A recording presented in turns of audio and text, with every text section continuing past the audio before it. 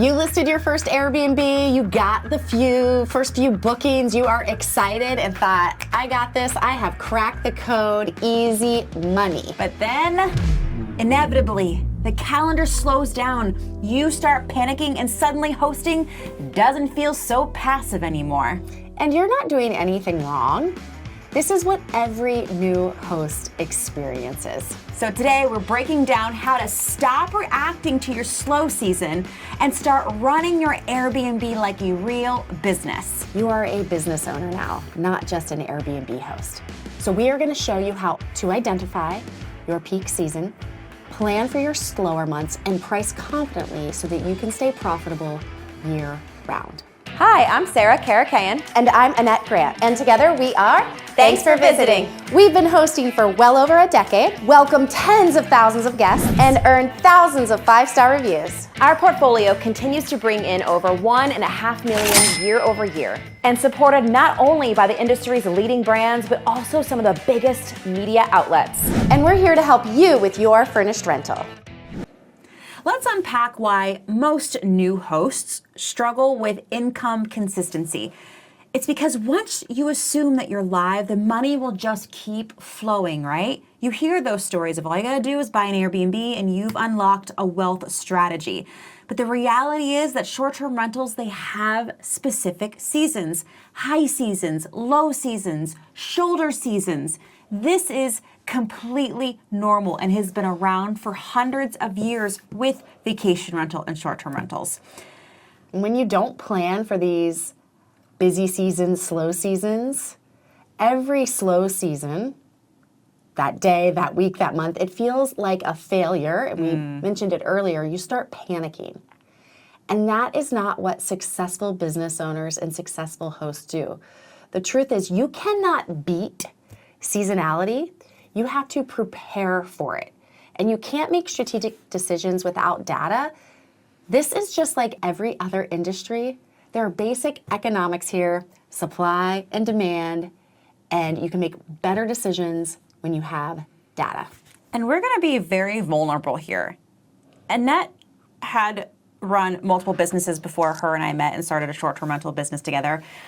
I had worked in the hotel industry and knew very well about high seasons and low seasons and what the hotel did during our low seasons, but still, we thought we could beat seasonality. And so for us and the properties that we own together, January and February are very slow. And we tried everything to create this demand that just wasn't there. So after some years of just essentially going in circles, that definition of insanity is doing the same thing over and over again with the same results and expecting something different. We said, you know what, maybe we should just go back to our roots of understanding the basic seasonality of a business and use that time to do deep cleans, to do preventative maintenance, to review our numbers from the year before and see how we can really maximize our high season when people are spending money, they are opening up their wallets. How can we not only get that revenue from the reservation, but also extra offerings from our gap night strategy, right? So making sure that we are optimizing our properties when they're making money, when that demand is there. Yes. So step one, what we want you to do immediately this week is really dial in when your peak season actually is.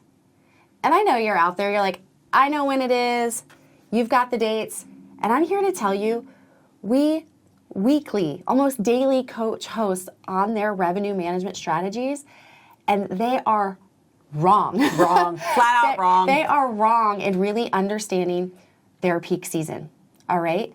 And so we want you to use the data that's out there. We want you to look at your market data. We want you to look at the local events. We want you to look at the weather. We want you to look at your past and current guest behavior.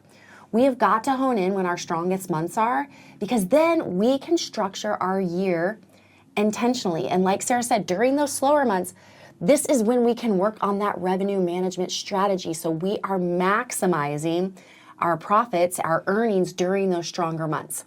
So during those slower times, we're going to save, invest during our busy ones, and then we can forecast with confidence. I want to riff very quickly, Annette, off of save for slower times.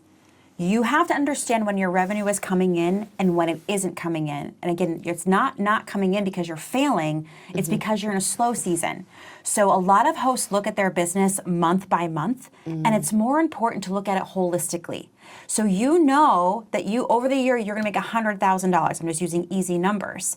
But if January and February are slow, come September, let's prepare for the expenses that we have coming in January and February, kind of stockpile for it, because we can't just spend more when the money's coming in good, because there are peaks and valleys with our demand, and so you have to plan for that financially as well. And there is nothing more just having confidence of, I don't know if you've ever seen a month in the red on your P&L, but when you've already planned for it, again, during those slower months, it's almost expected. It doesn't even faze you. Like, I can personally share, I used to do everything in my power to not have that, in the red month.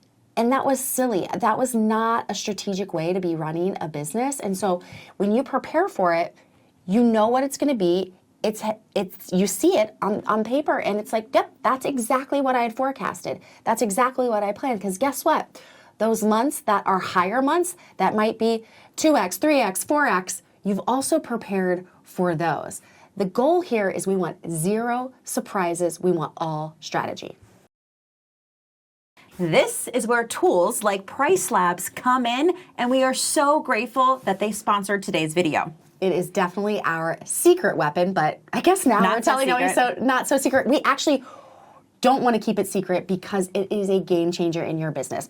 PriceLabs uses dynamic pricing to automatically adjust your nightly rates based on real market demand. Think, airlines have dynamic pricing. Heck, when you log on to get a car service, whether it be Uber or Lyft, that is dynamic pricing. And we have this power. By using PriceLabs, we have this power in our business. And that means that your prices are competitive during the slow months and then really optimized during peak season. It's going to help you see occupancy trends, revenue potential, and exactly when guests are booking in your area. So finally, data can replace guesswork. And that is how you start making confident pricing decisions year-round. So go ahead, give PriceLabs a try. We have a link below in the show notes. We want you to know your market trends and start building your annual plan. In order to charge more during your high season, you've got to be worth more. So I don't want you to think that we're talking about being a rate leader or really optimize your revenue in those high seasons, and we're just going to put a high price tag out there and expect for people to pay it and not complain about it or have an issue with it and have our reviews tank. Absolutely not. So dynamic pricing works best. So using PriceLabs works best when your listing delivers a 5-star experience. If you want to raise your rates, if you want to be a rate leader in your marketplace, then you have to focus on those 5-star reviews. And let's talk about Airbnb specifically, being a guest favorite, having that guest favorite status. Any sort of status that any OTA offers means that you are performing well on their platform, and the algorithm is going to take that into consideration. I said, we can't believe we're still talking about it today, but you must have professional photography. If you're fighting us on that right now on the other side of this camera, please just know that we see a lot of data from a lot of short-term rentals and Airbnb accounts, and those hosts who swear that their iPhone photos are fine or that they are realistic and they're more authentic. Oh yeah, that one. Nope.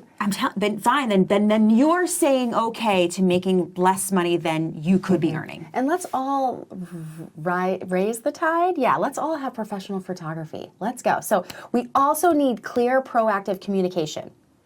You have to be a responsive host. It's going to help you rank higher. And what we want to do, we want to make this easy for you. We have a video. You can copy our exact guest messaging templates, okay? Because the systems that you build, they build trust. And that's what allows you to price confidently. And I want to just make I've been saying this a lot today, an HSA, a host service announcement. We have to build trust in our industry. We're all in this together. I don't care if we're in the same market, in different markets, or in different countries. We really are in the same short-term rental market together, and we have to build trust together. So if we're guiding you on how to stay profitable year-round, and that you need to understand there are high seasons and low seasons, and you need to look at your property and your business holistically, not just month and months in silos, then we also have to understand what doing well in your business actually means. So that when you're in that lower season, you have a definition of doing well in that slow season. And when you're in that high season, you have a definition of doing well in that high season. For some hosts, doing well could mean a full calendar. And I mean that. Like the Airbnb pink is just on their calendar, and for them, I'm doing well. For others, it could mean fewer stays, higher profit, and less stress. And by others, I mean Annette and myself. So we like to define doing well by making sure we are optimizing revenue for that month as compared to our market. So if our market on average is making, for other one-bedroom properties like ours, is making $3,000 that month, and I want to make at least $3,000 that month. I don't care if that's with 1 stay or 4 stays, right? And in our slower season, this helps your sanity when you're like, how are there only 3 reservations in January? But you add up that revenue and you're bringing in $1,800, and I'm looking at my market. My market at this point has $1,500 on average. We're actually doing quite well with those 3 little reservations, right? So there's no universal definition, except I would beg to say that we all like making money, and we're in this to make as much money as possible, or at least offset using your property so that you can have money to have your home be a free vacation home for yourself, but your data should tell that story. Hosting can be emotional because we love our home, we put so much work into it, and we get those reviews and we feel like it's a reflection of us personally, but your pricing shouldn't be, right? Like that goal is to be strategic. And the revenue that you bring in shouldn't be a reflection of if your calendar has a lot of pink in it from Airbnb. So set up your system so you can make choices based on facts and not feelings. And that's how you should define doing well in all seasons. Most importantly, it truly is your mindset and understanding, again, the economics of your business, which is in the short-term rental business. We just see hosts all the time wanting to discount rates, chasing bookings that literally were never going to happen. It's the slow season. It doesn't matter how deeply you discount your rate. It doesn't mean you are going to attract people to your areas. You are in reaction mode. That is not what a good business owner does. We have got to be planning ahead and be in control. All right, we want to use our peak season to forecast revenue and save for slow months, because we are not going to be able to eliminate seasonality. Even the best of the best, Sarah and I have the opportunity to work with amazing hosts with one-of-a-kind properties across the world, and I'm telling you, they still have to pay attention to the seasonality, and their rates also mimic that seasonality.